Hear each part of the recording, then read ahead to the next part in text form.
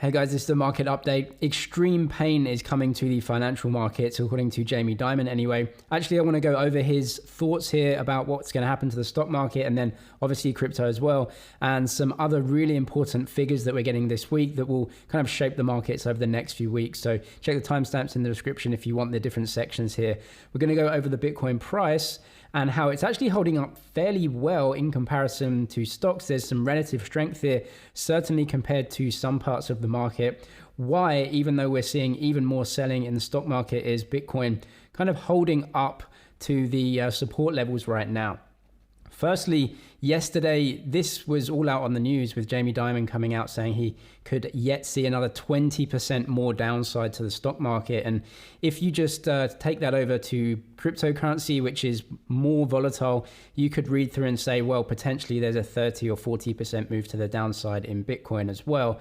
But if we actually break down his comments, it's not really what he was saying. He actually didn't give a prediction for the S&P, although of course with a bad scenario, not just with interest rates, not just with the economy, but again, he was talking about the war as well, in that if something obviously goes terribly wrong here, another 20% is easy for the stock market. But we have to look at what is actually happening as well, and to the base case or kind of a middle scenario. So looking at Bitcoin right here at 19,000, we are still absolutely within a downtrend. Now you can see three moving averages I've got on here, which are the 50, 100, and 200. 50 is below the 100, 100 below the 200. It's just all in a downtrend right here. But over the last few weeks, we've seen decent consolidation at this level without further selling. Now you can see right here we've got CPI, which I've been waiting for a really long time. CPI is what the whole market is looking at, and without CPI coming down significantly over the short term, you're just not going to see any rise in risk assets like Bitcoin right now. And so we'll go through kind of what this is supposed to be. Now this is out on Thursday, as you can see here, so we'll look at some of the forecasts. And the forecasts aren't great. As you can see, this week's inflation read, according to Bloomberg forecast, the headline index for September is expected to show a slight moderation year over year to 8.1%. That was 8.3 in August, so coming down a little bit on the year over year. But the month over month from August to September, a little bit of a rise. This is just still way too high, right? These figures are just absolutely not something that the Fed can obviously, accept. All eyes will be on the core component, which strips out volatile food and energy categories. Economists surveyed by Bloomberg see core CPI to rise to around 6.5% from 6.3 the year after, but moderating slightly month over month. So all of these figures are just still way too high, which is why the Fed will not give up in terms of its rate hikes, but we'll have a look at how far it's actually got to go. CPI here, now a beat. So if CPI comes in a little bit less than expectations by, in my opinion, around 0.2%, if it comes in soft 0.2% or 0.25%, something like that, you should see a nice short-term rally here as the market says, at last, we're seeing CPI come down, and you might see a short-term rally into some resistance around 21,000, 22,000, but if it comes in line, you won't see much of a rally. And if it comes in worse, you would have to assume that the market and Bitcoin are going to start to potentially test lows again. But as you can see, volatility is very, very low here. The market is uncertain at the moment as to where it will go. Now, if you want to trade on Bybit, check the link in the description. It's this trading platform. If you want to trade crypto, they give a $4,000 deposit bonus in your futures trading account. They give free spot trading across the entire platform right now as well on all spot pairs, which is a good bonus for right now. So check that link if you want. Bitcoin is starting to remove itself a little bit from the correlations that we've seen over this big sell-off. And the reason for that is, in my opinion, because of liquidity risk in the treasuries markets. With treasury markets, if there are soft defaults, the US, the UK can never default on their debt because they can print their own money to buy back their own debt. They can't default, but they can soft default, of course. That's what you're seeing in the UK right now. Right now in the UK, the Bank of England intervenes in bond markets, warning of material risk to UK financial stability. Their bond markets in the UK are illiquid, meaning large pension funds and institutions cannot trade around their portfolios, and that is extremely bad, right? The whole financial system obviously cannot work like that. And so the Bank of England has had to step in.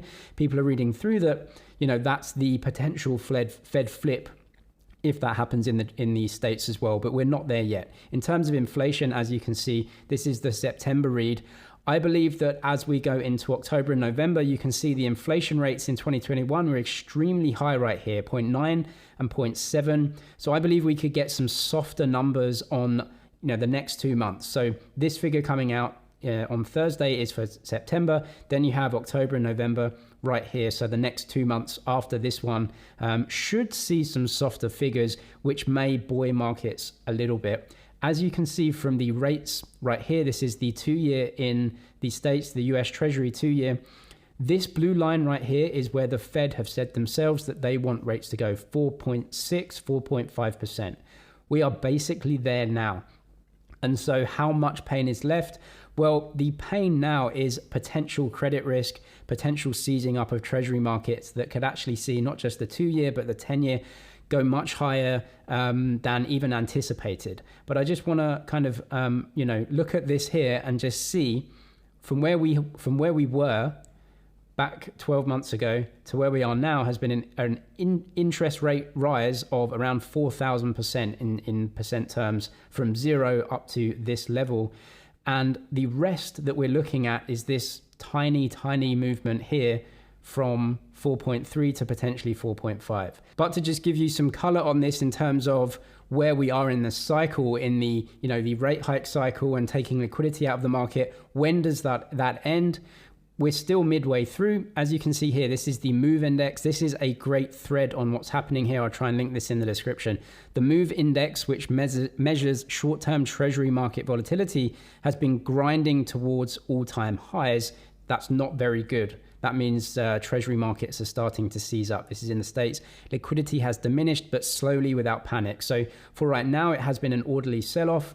For right now, the pain has been slow and steady. As you can see down here, for now, we're not near the extremes. During the long-term capital management bailout, the MOVE index skyrocketed to just under 200.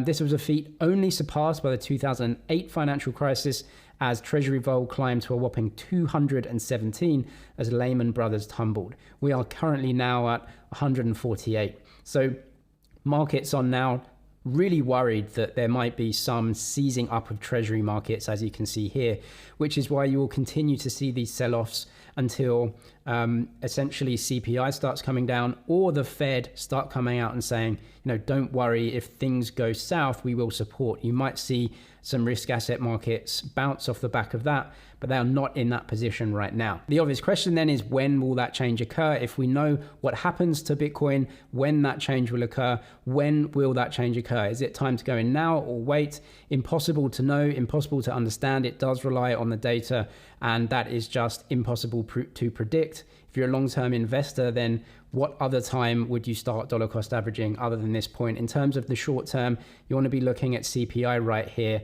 And maybe over the next few months, you might see some easing in those figures, which may buoy markets a little bit. If you want to trade short term on Bybit, you can get that $4,000 deposit bonus in your futures account. They're also giving free spot trades at the moment as well. Link in description. I'm James with MoneyZG. Cheers for watching, and I'll see you in the next one.